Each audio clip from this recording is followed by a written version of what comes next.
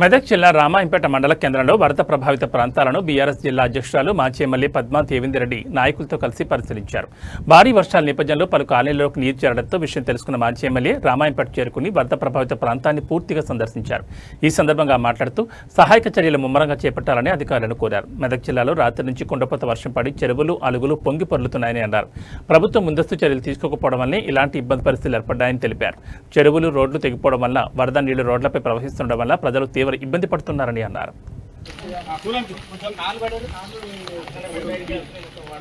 ఇప్పుడు నేను అక్కడికి వచ్చాను కదా, ఎటు చూసా వాటర్ ఉన్నాయి. అక్కనపేట దగ్గర కూడా అంటే నేను ఆ వాటర్ ఎక్కడేమో నా బ్రిడ్జ్ కింద టోటల్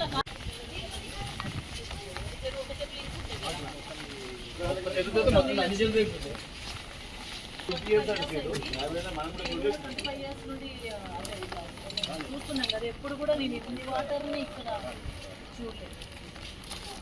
అసలు నేను ఇప్పుడు వచ్చే ఆల్మోస్ట్ అక్కడ కూడా వచ్చిందమ్మా, ఆ రోడ్డు కూడా వచ్చింది.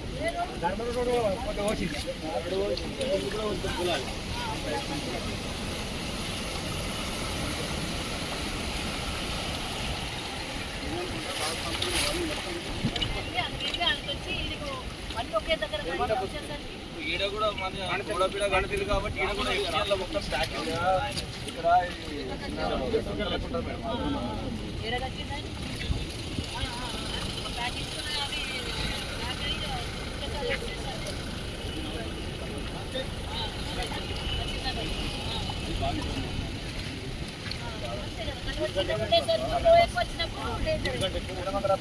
వచ్చే రోజు గవర్నమెంట్